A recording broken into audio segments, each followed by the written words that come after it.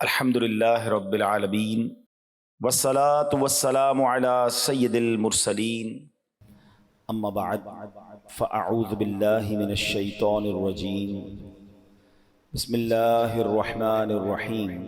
پڑھیے الصلاة والسلام علیک یا رسول اللہ وعلی آلک واصحابک یا حبیب اللہ۔ الصلاة والسلام علیک یا نبی اللہ وعلی آلک واصحابک یا نور اللہ۔ درود پاک پڑھنے کے بے شمار فضائل و برکات ہیں۔ مصطفیٰ جان رحمت شمع بزم ہدایت صلی اللہ تعالیٰ علیہ وسلم کا فرمان عالی شان ہے، جس کا مضمون ہے کہ جو کوئی شخص جمعہ کے دن مجھ پر 200 مرتبہ درود پاک پڑھے اس کے 200 برس کے گناہ معاف کر دیے جاتے ہیں۔ تو جمعہ کا دن خاص درود پاک پڑھنے کا دن ہے، جتنا ہو سکے جمعہ کے دن کثرت سے درود پاک پڑھنا چاہیے۔ ایک اور حدیث پاک میں نبی پاک فرماتے ہیں لا وضوء لمن لم یصلی علی النبی صلی اللہ علیہ وسلم۔ آقا فرماتے ہیں اس کا وضو نہیں جو نبی علیہ الصلوۃ والسلام پر درود نہ بھیجے۔ اچھا، اب وضو میں درود تو شرط نہیں ہے، تو اس کا کیا مطلب ہوا؟ دیکھیے، ایک اور بات اس سے سیکھنے کو مل رہی ہے کہ قرآن و حدیث کو سمجھنے کے لیے ہمیں علماء کرام کی، مفسرین کی، محدثین کی ضرورت پڑتی ہے، ٹھیک ہے نا؟ اس کی انٹرپریٹیشن ہوتی ہے، اس کی تفسیر ہوتی ہے، اس کی شرح ہوتی ہے۔ آج کل کچھ لوگ ایک نیا فینومنا لے آئیں کہ جناب علماء کی کیا ضرورت ہے، خود ہی کتابیں اٹھائیں اور خود ہی پڑھ لیں، قرآن بھی پڑھ لیں اور خود ہی حدیث سمجھ لیں۔ اگر ایسا ہی ہوتا تو مجھے بتائیے، پھر ہم ڈاکٹری کی کتاب اٹھاتے اور آپریشن کرنا شروع کر دیتے۔ بھائی سب سارا طریقہ لکھا ہے اس کے اندر کہ ادھر کاٹنا ہے تو یہ نکالنا ہے، تو آپ ایسے بندے سے آپریشن کروائیں گے جو کتاب کھولے زندگی میں پہلی بار اور کہے جناب اس میں لکھا ہے کہ گردے کا آپریشن کیسا ہوگا اور میں آپ کا کر دیتا ہوں؟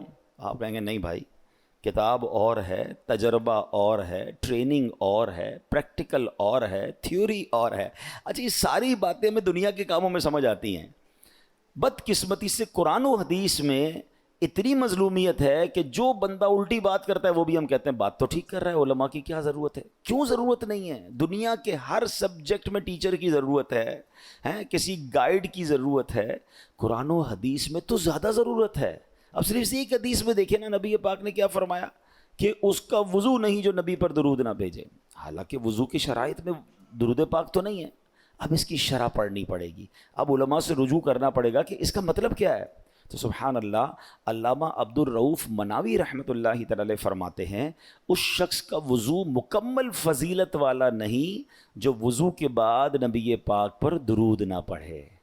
یعنی آپ کا وضو اور برکت والا، فضیلت والا، نور علی نور ہو جاتا ہے جب آپ وضو کرنے کے بعد نبی پاک پر درود بھیجتے ہیں۔ اس کا مطلب یہ ہے۔ تو بہرحال درود پاک کی کیا بات ہے؟ وضو کہتے ہیں نا ظاہری اعضاء کو صاف کرنے والا ہے، درود روح کو پاک کرنے والا ہے۔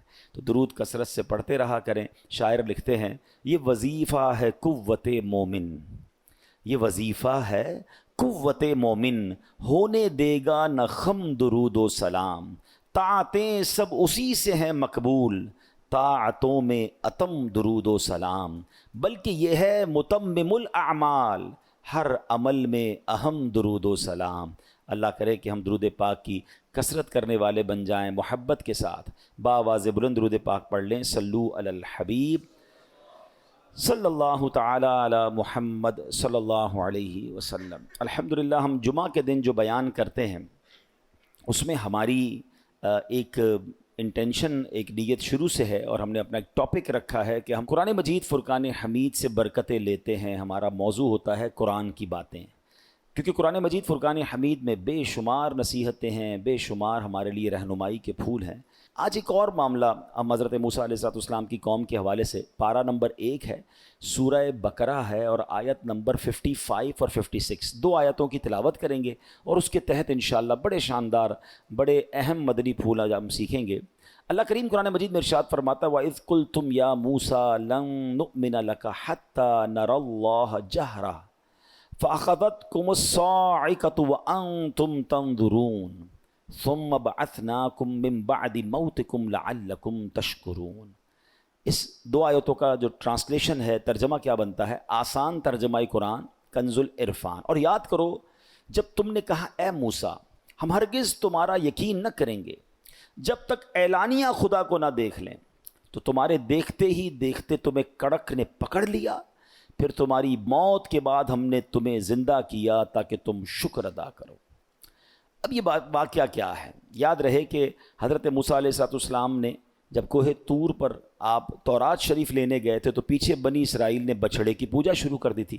بہرحال جب انہوں نے پوجا شروع کی، واپس تشریف لائے، انہیں توبہ کروائی، جرم تو سخت تھا، توبہ کا تقاضا پورا کرنے کے لیے بنی اسرائیل کے 70,000 افراد قتل کیے گئے۔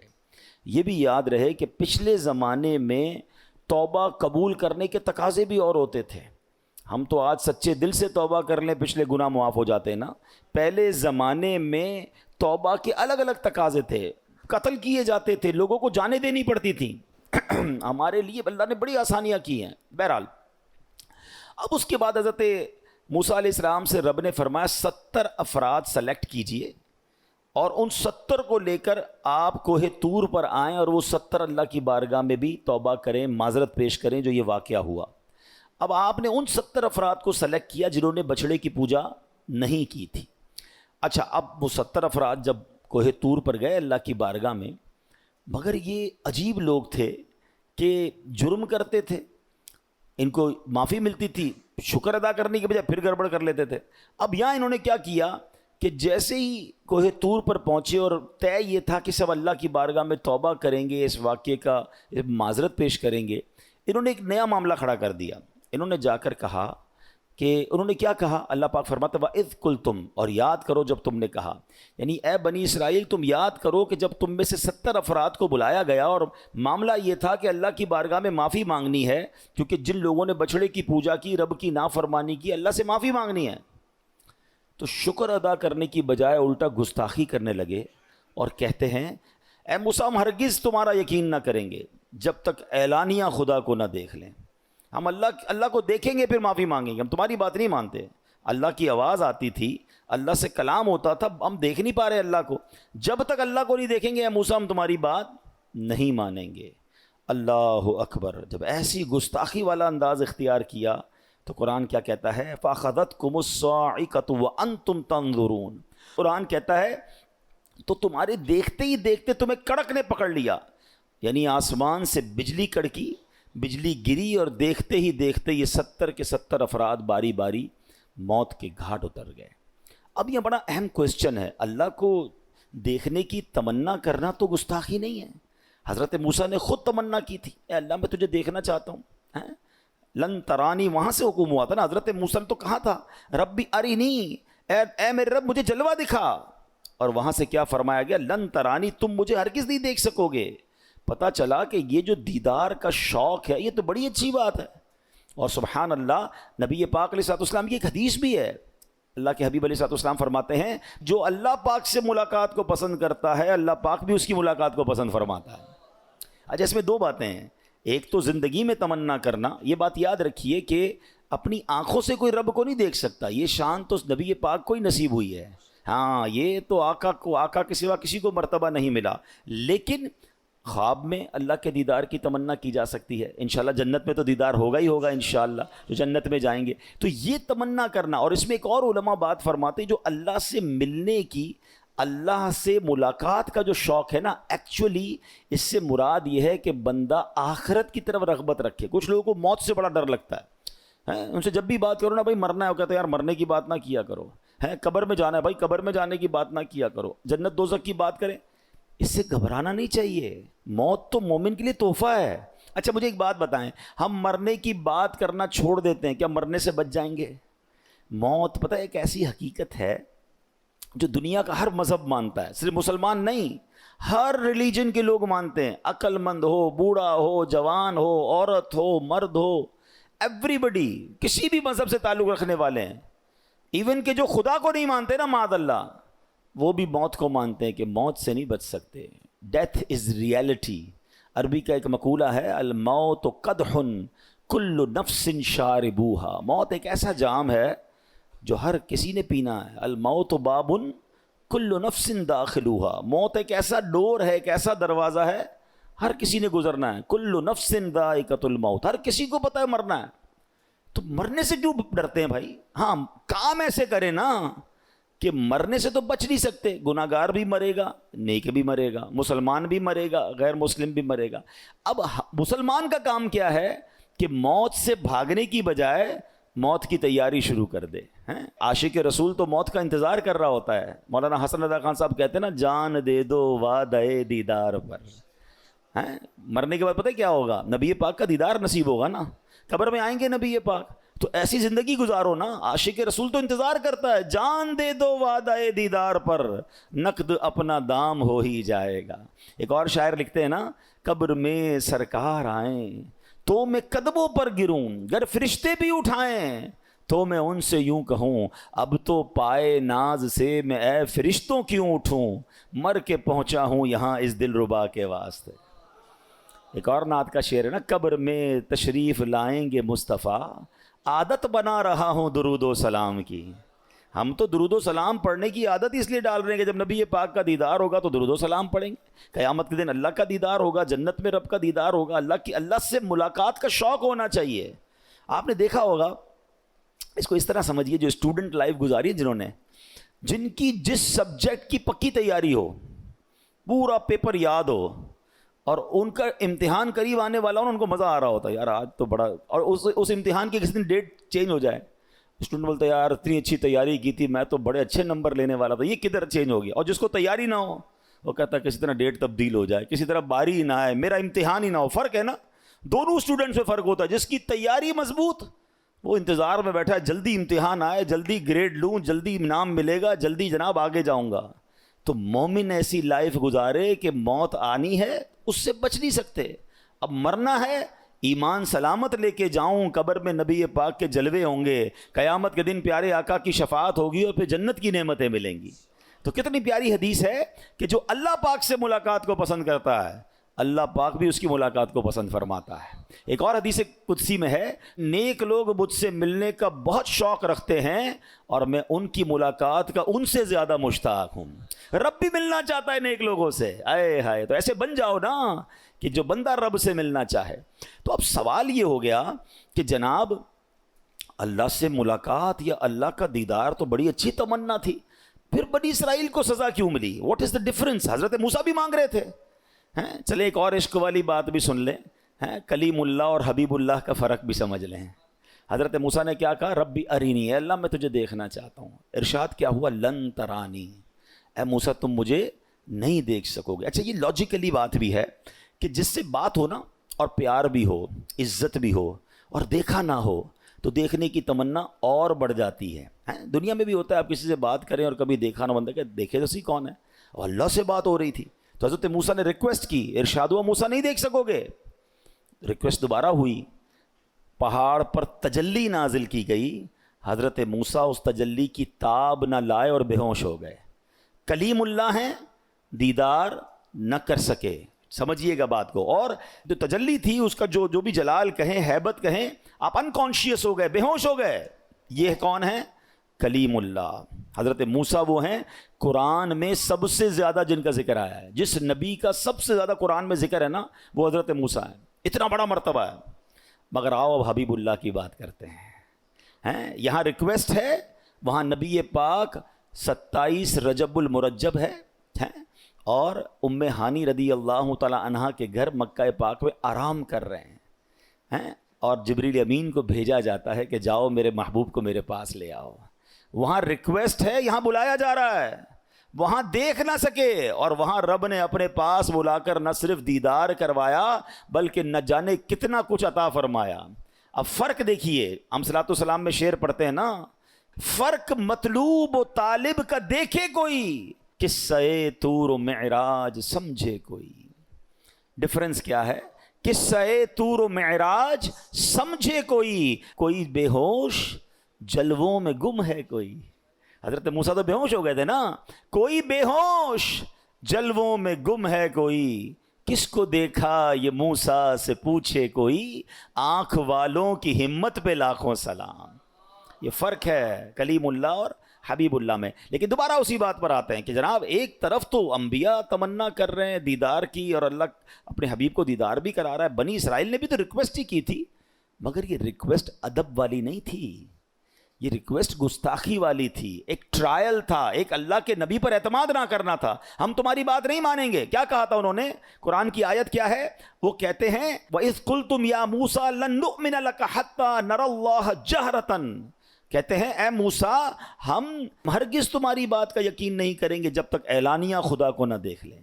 یعنی اللہ کے نبی پر بھروسہ نہیں کیا، اس کی وجہ سے وہ 70 کے 70 لوگ مارے گئے. وہ پھر الگ بات ہے کہ حضرت موسیٰ نے دعا کی کہ اللہ اگر یہ مارے گئے تو میں لوگوں کو کیا جواب دوں گا، یہ تیری بارگاہ میں آئے تھے اللہ کے، اللہ نے ان کی ریکویسٹ قبول کی، انہیں پھر زندہ فرما دیا.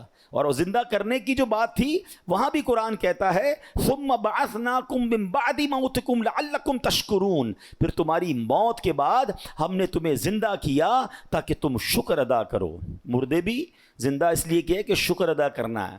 اچھا یہ ایک اور بات بھی سمجھ لیجئے کہ اللہ کے جو مقرب بندے ہوتے ہیں نا ان کی دعاؤں کی برکت ایسی ہوتی ہے کہ مردے بھی زندہ ہو جاتے ہیں.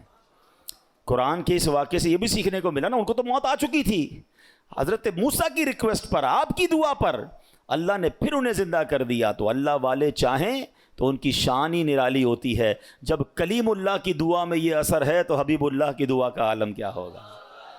چاہیں تو اشاروں سے اپنے کایا ہی پلٹ دے دنیا کی، چاہیں تو اشاروں سے اپنے کایا ہی پلٹ دیں دنیا کی. یہ شان ہے ان کے غلاموں کی، سرکار کا عالم کیا ہوگا، سرکار کا عالم کیا ہوگا. بہرحال میرے پیارے اسلامی بھائیوں، اب یہاں پر یہ پہلے میں نے بات وضاحت کر دی کہ جاگتی آنکھوں کے ساتھ اللہ پاک کا دیدار یہ ممکن نہیں، یہ جائز نہیں. صرف پیارے آقا علیہ الصلوۃ والسلام کو یہ رتبہ ملا ہے کہ جن کو جاگتے آنکھوں سے اللہ کا دیدار نصیب ہوا، تو جاگتی آنکھوں سے اللہ کے دیدار کی دعا ہم نہیں کر سکتے. ہاں دل میں یہ شوق رکھیں، کیا خبر خواب میں کبھی کرم ہو جائے، اللہ پاک ہمیں سبحان اللہ جنت میں جو سب سے بڑی نعمت جنتیوں کو ملے گی نا، سب سے بڑی نعمت وہ اللہ کا دیدار ہوگا. ہاں اللہ نیکوکاروں کو اپنا دیدار عطا فرمائے گا. سیدی اعلیٰ حضرت بڑی پیاری ایک دعا کرتے ہیں، آئیے ہم مل کے اس دعا میں شامل ہو جاتے ہیں. بڑا پیارا شعر ہے. گدا بھی منتظر ہے خلد میں نیکوں کی دعوت کا. ایک دعوت ہوگی جنت میں، نیکوکاروں کی ایک ایسی دعوت ہوگی کہ ان کے لیے دسترخوان لگائے جائیں گے، جو چاہے انہیں کھلایا جائے گا، اور سب سے بڑا تحفہ کیا دیا جائے گا؟ اللہ اپنا دیدار کرائے گا. اللہ ہمیں بھی ہم کہتے ہیں نا یار وہ والی دعوت کا کارڈ مل جائے، یار وہ بہت بڑا ایونٹ ہو رہا ہے اس کا کارڈ مل جائے. دنیا والے ادھر تمنا کرتے ہیں، ارے تمنا کرو جو جنت میں دسترخوان بچھے، اللہ اس دعوت میں ہمیں موقع عطا فرمائے. گدا بھی منتظر ہے خلد میں نیکوں کی دعوت کا، خدا دن خیر سے لائے سخی کے گھر ضیافت کا، خدا دن خیر سے لائے سخی کے گھر. نبی پاک کے غلاموں کی جب نبی پاک دعوت فرمائے تو اللہ ہمیں اس دعوت میں شامل ہونے کی توفیق عطا فرمائے.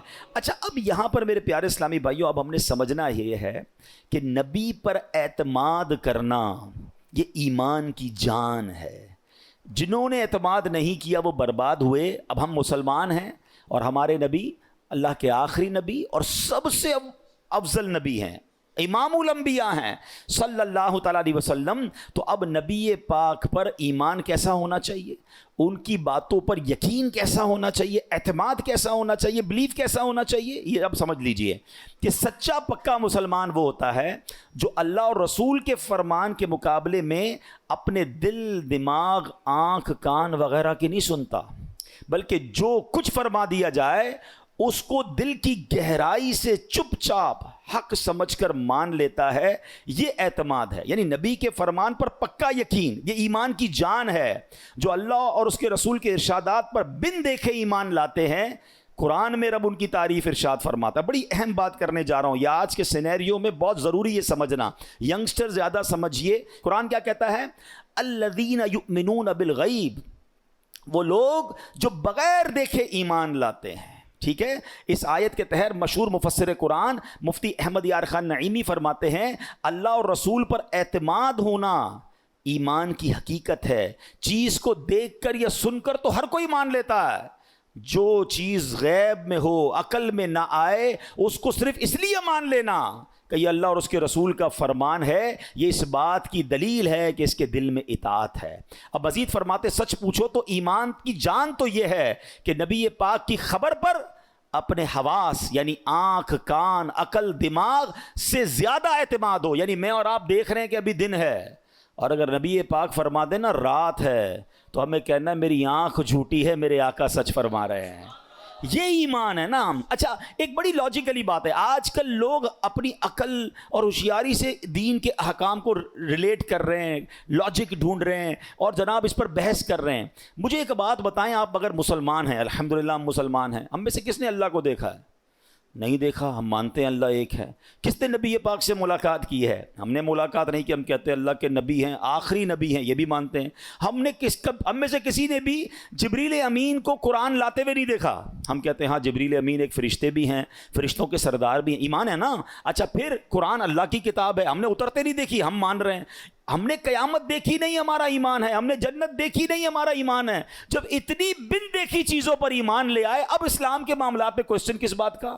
تو ہمارا تو معاملہ یہی ہے. ایمان کا تقاضا یہ ہے کہ میری عقل تھوڑی ہے, عقل میں آ گیا تو یا اللہ تیری مہربانی, نہیں آیا تو جو اللہ نے فرمایا وہ حق, جو قرآن نے فرمایا وہ حق, جو نبی پاک نے فرمایا وہ حق ہے. ہمارا کام ہی اعتماد کرنا ہے. یہ آج کے دور میں جو دماغوں میں سوئی چبوئی جا رہی ہے اور جناب لاجک کے پیچھے لگایا جا رہا ہے, کچھ لوگوں کو آج اسلامی احکام سمجھ نہیں آ رہے کہ یار یہ سمجھ نہیں آتا کہ جناب وراثت میں مرد کو 2 حصے کیوں ہیں, عورت کو 1 حصہ کیوں ہے. مولانا صاحب ذرا اس کی لاجک تو بتائیں, یہ مرد کو طلاق کا حق کیوں دیا گیا, عورت کو طلاق کا حق کیوں نہیں دیا گیا؟ حضرت ذرا اس کے بارے میں بتائیں. جناب یہ فلاں شریعت کا حکم کیوں ہے, ہمیں سمجھ نہیں آ رہا. اللہ کے بندو, ہمارا کام یہ سوچنا کب تھا جب ہم بن دیکھے رب پر ایمان لائے. ارے حضرت ابوبکر صدیق کا واقعہ کس کو یاد نہیں ہے؟ شب معراج جب گزر گئی, نبی پاک نے کفار مکہ کے سامنے کہا کہ میں رات کے تھوڑے حصے میں گھوم کر آیا. کہاں؟ بیت المقدس کی سیر کر کے آیا, میں جنت کی سیر کر کے آیا. کفار مکہ چھلانگیں مارنے لگے کہ یہ کیسے پاسبل ہے. ابو جہل کہتا ہے آج موقع ہے ابو بکر صدیق کو بہکانے کا. سیدنا ابو بکر صدیق کے دروازے پر گئے, دستک دیتے ہیں. اے ابو بکر. حضرت ابو بکر زمانے کے سردار تھے, بڑے عقل مند تھے, بڑے بزنس مین تھے, اس زمانے کے ملینر تھے. آپ سے کہا اے ابو بکر جانتے ہو تمہارے نبی کیا کہتے ہیں؟ کہا کیا کہتے ہیں؟ کہتے رات کے تھوڑے حصے میں بیت المقدس ہو کر آئے ہیں, آسمانوں کی سیر کر کے آئے ہیں. یہ لاجیکلی پاسبل نہیں تھا. کیوں پاسبل نہیں تھا؟ کہ کوئی فیضان غوث پاک میں عشاء کی نماز پڑھے اور فجر کی نماز میں آ کر امام صاحب سے آ کر کہے کہ میں رات امریکہ ہو کر آیا ہوں, تو امام صاحب کہیں جہاز میں بھی جاؤ تو اتنی جلدی واپس نہیں آتے. لاجیکل پاسبل نہیں ہے. نبی پاک بیت المقدس کی بھی بات کر رہے ہیں, جنت کی بھی بات کر رہے ہیں, آسمانوں کی سیر کی بات بھی کر رہے ہیں. صدیق اکبر نے کیا کہا؟ کہتے ہیں کیا واقعی میرے آقا کہتے ہیں؟ کہا جی تمہارے نبی یہی کہتے ہیں. کہا میرے آقا کہتے ہیں تو سچ فرماتے ہیں.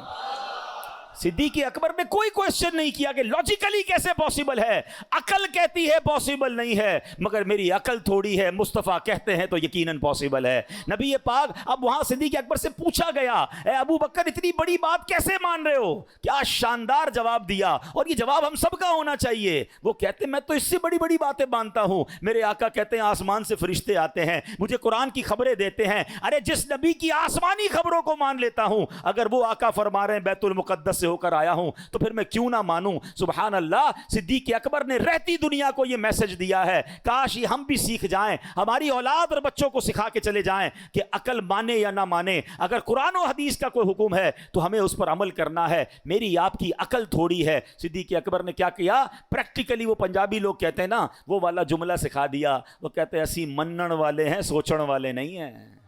ہمارا کام ماننا ہے، لبیک کہنا ہے۔ اب آپ کہیں جناب ہو سکتا ہے پھر کسی کو سمجھنا ہے کہ یار ہم کیوں جو سمجھ نہیں آتی وہ بات ہم مانیں۔ اللہ اکبر، یہ تو اتنی بدھی سی بات ہے، اتنی کلیئر سی بات ہے۔ اب بتائیں ڈاروین کا فارمولا کیا ہے؟ سائنس کے پیچھے چلنا ہے، لاجک کے پیچھے، کسی پر تو اعتماد کرنا پڑے گا نا۔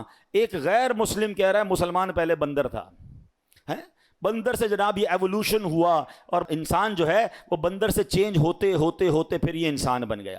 وہ غیر مسلم ہے جو اللہ کو بھی نہیں مانتا۔ کچھ لوگ آج بھی عقل کے ایسے گھوڑے دوڑاتے ہیں جو ڈاروین تھیوری کو مان رہے ہوتے ہیں کہ یار پہلے انسان بندر تھا۔ میں ایک غیر مسلم کی مانوں جس کو قرآن جانور کہتا ہے، جو اللہ کو نہیں مانتا وہ جانور سے بھی بدتر ہے، اور میں اس کی مانوں جو اشارہ کرے تو چاند دو ٹکڑے ہو جاتا ہے، جو دعا کرے تو سورج پلٹ آتا ہے، جو رب کے حبیب ہیں وہ فرماتے ہیں اللہ نے انسان کو حضرت آدم سے، جو تخلیق ہوئی ہے سب سے پہلے حضرت آدم کو بنایا، اللہ نے اپنی قدرت سے بنایا، بی بی حوا کو ان کی پسلی سے پیدا کیا اور نسل انسانی وہاں شروع ہوئی ہے۔ ارے کس پر اعتماد کرے گا مسلمان؟ کیا سائنس کی تھیوری پر اعتماد کرے گا یا اللہ کے حبیب کی بات پر اعتماد کرے گا؟ نہ بندر سے انسان بنتے میں نے دیکھا، نہ آدم سے نسل چلتے میں نے دیکھا، مگر میرا ماننا یہ ہے کہ جو میرے نبی نے فرمایا وہ حق ہے اور یہی میرے ایمان کا تقاضا ہے۔ اب ایک بڑی لاجیکلی بات سمجھیے، لوگ کہتے ہیں یار ہمیں سمجھ نہیں آ رہا قرآن کا یہ حکم۔ مجھے ایک بات بتائیں، علماء نے بڑی پیاری اگزامپل سے ایک بات سمجھائی، اور وہ کیا تھی کہ عقل سے جو لوگ تولتے ہیں نا، فرمایا انسان کی عقل کا تعلق ایسے ہے کہ جیسے ایک سونار کا ترازو ہے۔ تاریخ دان نے بڑی پیاری مثال دی کہ عقل کا تعلق یہ ہے کہ سونار کا جو ترازو ہوتا ہے، کبھی آپ کسی جیولر کے پاس جائیں نا تو اس کے پاس جو ترازو ہوتا ہے نا بڑے کمال کا ہوتا ہے، وہ ایک تولا نہیں، ایک رتی اور ماشے کا وزن بھی بتا دیتا ہے، بالکل باریک سا وزن بھی بتا دیتا ہے، ٹھیک ہے؟ مگر اس ترازو پر ہم پہاڑ کو نہیں تول سکتے ہیں، بڑا چٹان رکھ دیں اس ترازو پہ، ترازو کیا ہوگا؟ ٹوٹ کے پاش پاش ہو جائے گا۔ حالانکہ سینسٹیو اتنا ہے کہ رتی اور ماشے کو بھی تول لیتا ہے، مگر آپ نے 50 60 70 کلو کا پتھر رکھا تو وہ ترازو ٹوٹ جائے گا۔ بات سمجھ آ رہی ہے؟ تو ہماری عقل ایسی ہی ہے کہ جو بات ہمیں سمجھ آ جائے یا اللہ تیرا شکر ہے، جو بات عقل سے بہت اونچی ہے۔ ایک بات یاد رکھیے گا، انسان کو سیکھنے کے لیے 3 چیزیں، علم کے 3 طریقے علماء نے لکھے ہیں۔ There are 3 ways to take knowledge، ٹھیک ہے؟ پہلی یہ ہے کہ ہم آنکھ کان زبان سے دیکھ رہے ہیں، سن رہے ہیں، آبزرو کر رہے ہیں، ٹھیک ہے؟ یہ ایک طریقہ ہے علم سیکھنے کا۔ دوسرا کیا ہے کہ جس کے ذریعے جناب ہمیں کتابوں کی ضرورت پڑتی ہے، اسکول جانا پڑتا ہے، ٹیچر سے سیکھنا پڑتا ہے، یہ 2 طریقے ہو گئے۔ تیسرا اس سے اوپر کا علم ہے جو وحی کے ذریعے عطا کیا جاتا ہے، جو دیکھ کر نہیں سیکھا جا سکتا، جو ٹیچر سے نہیں سیکھا جا سکتا، اللہ خود اپنے نبیوں کو عطا فرماتا ہے، وہ اس سے اوپر کا علم ہے۔ تو جس کا لیول ہی نہیں ہے وہ وحی کا علم کیسے سمجھ سکتا ہے؟ اب میں اس کو اور لاجیکلی آسان کر دیتا ہوں۔ جو لوگ کہتے ہیں شریعت کے احکام سمجھ نہیں آتے، میرے بھائی میرا اور آپ کا کام اس میں لاجک ڈھونڈنا ویسے تھا نہیں، لیکن مجھے ایک بات بتائیں، پہلی جماعت کے اسٹوڈنٹ کو PhD کا مقالہ پکڑا دیں کہ پڑھ کے سناؤ، جناب 5ویں جماعت کے بچے کو MBBS کی کتاب پکڑا دیں کہ بیٹا ذرا اس کو پڑھ کے سمجھاؤ، تو وہ کہے گا یہ تو مجھے سمجھ نہیں آ رہی۔ تو مجھے بتائیے آپ بچے کو غلط کہیں گے یا کتاب کو غلط کہیں گے؟ آپ کہیں گے بیٹا تمہاری عقل نہیں ہے، کتاب تو بالکل ٹھیک ہے، اس کو پڑھ کر لوگ ڈاکٹر بنتے ہیں، یہ تو PhD کی ڈگری حاصل کرنے والے کی کتاب ہے، تم بڑے ہو گے نا، تمہیں ٹائم لگے گا، پھر تمہیں جا کر سمجھ آ جائے گی۔ تو اللہ اکبر، قرآن کا جو علم ہے، حدیث کا جو علم ہے، شریعت کے جو قوانین ہیں، ہو سکتا ہے کسی کی عقل میں نہ آئیں، تو عقل کے پیچھے نہیں دوڑنا ہے، ہمیں یقین کرنا ہے، نبی پاک کے فرامین پر یقین کرنا ہے، شریعت کے آرڈرز کو فالو کرنا ہے اور مضبوط رہنا ہے۔ کبھی ذہن میں کسی قسم کا شک و شبہ نہیں آنا چاہیے کہ جناب یہ شریعت کا حکم کیوں ہے؟ میرے رب نے فرمایا، نبی پاک نے فرمایا، اگر یہ قرآن کا حکم ہے تو یہی سب سے بہتر ہے۔ اور ایسا کئی بار ہوا، سائنس نے کبھی قرآن کی کسی بات کو، شریعت کی کسی تھیوری کو پہلے منع کیا، 50-100 سال بعد سائنس خود کہتی ہے ہماری وہ تھیوری غلط تھی، اب ہمیں زیادہ جناب ہم نے چیک کیا۔ ہم جب چھوٹے تھے تو 7-8 پلینٹ یاد کرتے تھے، آپ نے بھی اسکول میں یاد کیے ہوں گے کہ دنیا میں 7-8 سیارے ہیں اور اس کے نام یاد کرتے رہے۔ اب کہتے ہیں وہ تو ہے ہی کچھ نہیں، ملینز بلین سیارے ہیں، ملکی ویز دریافت ہو رہی ہیں، کہتے ہیں زمین تو پوری دنیا میں ایک نقطے کی مانند ہے۔ بتاؤ وہ تھیوری پھر کیا تھی جو ہمیں بتایا جاتا تھا کہ دنیا میں صرف 8 ہی سیارے ہیں جو راؤنڈ میں گھومے جا رہے ہیں، اب کہتے ہیں اتنے ہیں کہ ہم اس کو دیکھ ہی نہیں پا رہے، اور بلینز اور بلینز جناب دنیا کے سیارے ہیں۔ تو اس کا مطلب سائنس خود غلط پروف ہوئی ہے۔ ہمارا شروع سے عقیدہ یہی ہے کہ کوئی تو ہے جو نظام ہستی چلا رہا ہے، وہی تو ہے جو نظام ہستی چلا رہا ہے، میرا خدا ہے۔ ہماری عقل پہنچ جائے تو یا اللہ تیری مہربانی، نہیں ہو تو بھی لبیک کہہ کر ہم نے شریعت پر عمل کرنا ہے۔ حضرت موسیٰ کی قوم کا یہ واقعہ، قرآن کا یہ واقعہ پکار پکار کر ہمیں کہہ رہا ہے کہ ہمیں اللہ کے نبی پر اعتماد کرنا ہے، ہمیں اپنی شریعت پر اعتماد کرنا ہے اور اس پر یقین کامل رکھنا ہے۔ اور جو یقین رکھتا ہے نا وہ کیسا کامیاب ہوتا ہے۔ آپ کو پتہ ہے مکے کے سردار تھے عتبہ و شیبہ، بڑے بڑے سردار تھے، یقین نہیں کیا نبی پاک پر۔ آج کوئی نام لینے والا نہیں ہے،